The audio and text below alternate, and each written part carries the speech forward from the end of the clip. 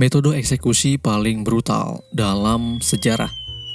Zaman dulu, buat ngehukum para pelaku kejahatan, eksekusi mati adalah hukuman yang paling biasa dilakuin. Makanya, cara-cara eksekusi pun muncul. Ada yang biasa aja dan ada juga nih yang kejam banget. Nah, kali ini kita akan bahas metode eksekusi dalam sejarah dari yang kejam sampai yang kejam banget. Yuk, langsung aja. Seperti namanya, falling adalah cara eksekusi dengan ngejatuhin seseorang. Biasanya sih dilakuin dari tempat-tempat tinggi, kayak atas bangunan atau puncak tebing. Cara ini mungkin jadi cara eksekusi yang paling simple, karena kalian gak perlu alat eksekusi apapun. Cukup lempar aja orang itu dari tempat tinggi dan selesai. Makanya, zaman dulu di beberapa tempat cara ini sering dipakai untuk eksekusi seseorang.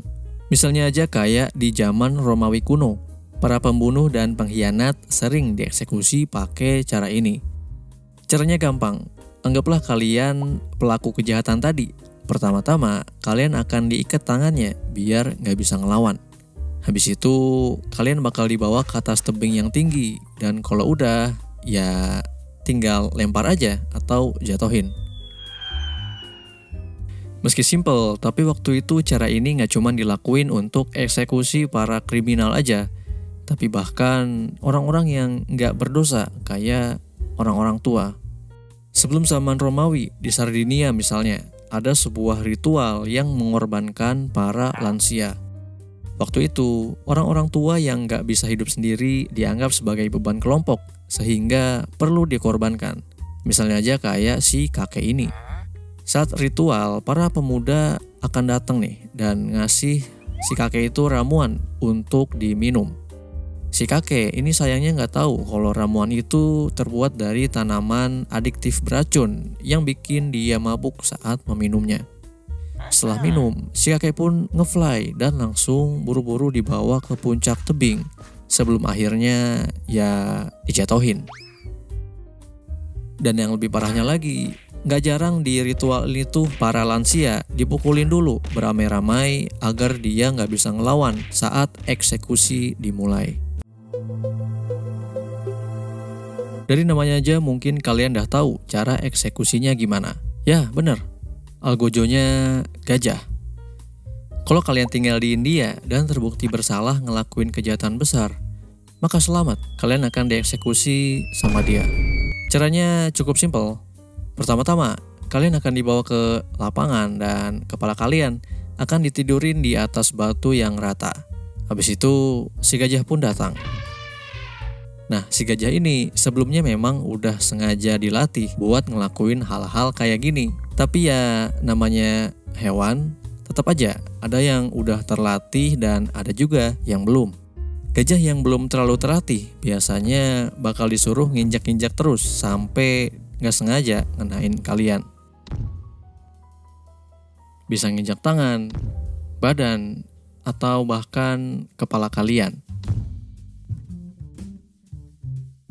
Nah tapi buat gajah yang udah terlatih biasanya akan disuruh buat ngelakuin cara yang lebih sadis lagi. Apalagi nih, eksekusi ini tuh ditonton sama banyak orang. Jadi ya perlu adegan dramatis dikit lah.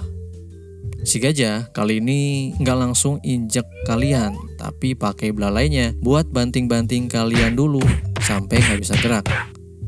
Dan kalau udah, ya kalian tahulah diapain. Sebenarnya masih banyak lagi cara-cara lain yang sering dipakai selain tadi. Ada yang diseruduk pakai gading gajah, dan ada juga yang diinjak-injak gajah yang lagi lari sampai kalian jadi orang geprek. Macem-macem lah pokoknya. Eksekusi ini itu sebenarnya nggak cuma terjadi di India aja, tapi juga di wilayah di Asia pada waktu itu. Hingga akhirnya pada abad ke-19 cara ini mulai ditinggalin, terutama sejak dominasi bangsa Eropa di kawasan Asia. Masih mirip sama cara yang tadi yang pakai hewan, eksekusi ini juga pakai hewan sebagai alat eksekusinya. Tapi kali ini hewannya kecil, yaitu tikus. Nah sebenarnya cara ini tuh dipakai lebih ke buat nyiksa seseorang. Tapi karena angka kematiannya tinggi, ya kita sebut aja ini cara eksekusi lah ya. Nah, cara ini banyak dipakai di era-era medieval, terutama di Eropa, dan mungkin jadi salah satu metode eksekusi yang paling kejam kala itu. Ya, gimana enggak coba? Pertama-tama, kalian akan dibawa ke ruangan bawah tanah ala-ala zaman medieval. Habis itu, kalian akan diikat di atas papan penyiksaan. Nantinya, tikus bakal ditaruh di atas perut kalian dan setelah itu ditutup pakai kurungan. Kalau kalian takut sama tikus, mungkin kalian bakal langsung mati ya habis diginiin. Tapi kalau enggak, siap-siap karena eksekusinya baru aja dimulai. Setelah itu, sang algojo pun akan menaruh bara api di dekat kurungan tadi, membuat tikus-tikus tadi langsung panik nih kepanasan. Mereka bakal cari jalan keluar, tapi karena sangkar dari besi, satu-satunya jalan keluar adalah lewat bawah, yaitu lewat perut kalian. Tikus-tikus tadi bakal ngelakuin segala cara, kayak gigit, nyakar, dan ngerogotin perut kalian agar bisa keluar dari kurungan panas itu. Hal ini tentu aja ngebuat rasa sakit yang luar biasa. Yang lebih parahnya lagi, cara ini biasanya berlangsung berjam-jam atau bahkan berhari-hari. Makanya gak heran, semua orang yang pernah disiksa pakai cara ini gak akan selamat, entah kehabisan darah atau terkena penyakit. Kalau kalian awak kapal terus ngelanggar peraturan, hukuman ini mungkin cocok buat kalian. Zaman dulu, para pelayar Belanda dan Inggris sering dihukum pakai cara ini. Ya, sebenarnya ini tuh sama kayak tadi ya. Ini tuh metode hukuman daripada eksekusi. Tapi pada prakteknya, lebih banyak orang yang meninggal nih daripada yang kapok. Ya, gimana enggak coba? Orang caranya aja sadis banget. Pertama-tama, tangan dan kaki kalian akan diikat pakai tali. Tali yang dipakai itu panjang banget dan ditaruh ngelilingin badan kapal. Habis itu, kalian akan ditarik ke bawah oleh para awak secara perlahan-lahan. Kalian bakal terus ditarik nih sampai bagian keel atau lunas kapal, sebelum nantinya ditarik lagi sampai sisi atas satunya. Itulah mengapa cara ini disebut keel hauling. Orang yang dihukum pakai hukuman ini biasanya akan meninggal dengan cara yang menyakitkan, bahkan sebelum sampai di atas kapal. Penyebabnya macam-macam, entah karena tenggelam atau ya terkena banyak teritip tajam yang biasanya ada di bawah kapal.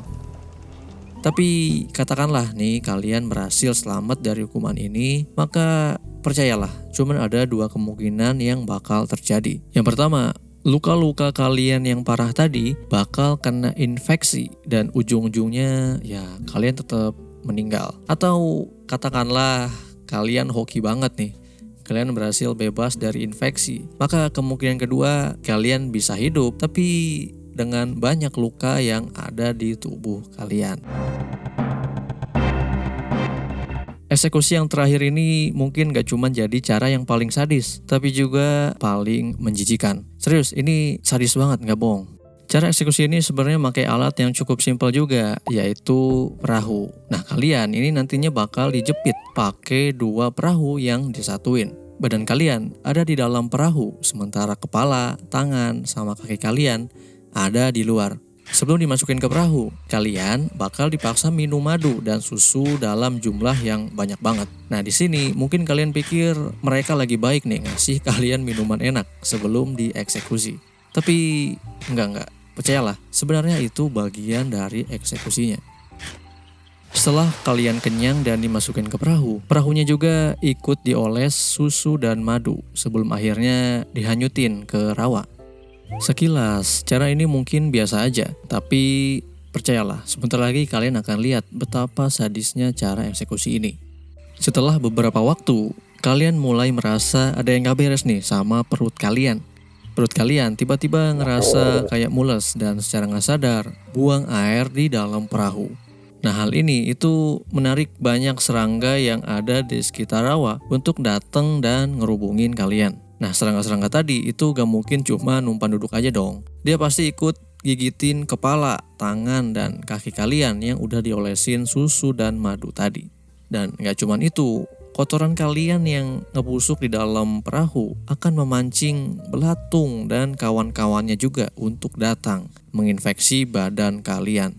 Dan yang lebih gilanya lagi, semenjak kalian dihanyutin ke rawa, kalian gak akan pernah diambil lagi sama mereka dan didiemin begitu aja selama berhari-hari atau bahkan berminggu-minggu sampai kalian terinfeksi dan meninggal perlahan-lahan. Dan ya itulah metode eksekusi yang dari yang kejam sampai yang kejam banget di nomor 1 tadi. Gimana? Menurut kalian metode mana nih yang paling kejam dari list metode tadi? Coba deh tulis di kolom komentar. Anyway, terima kasih ya udah menonton. Jangan lupa subscribe.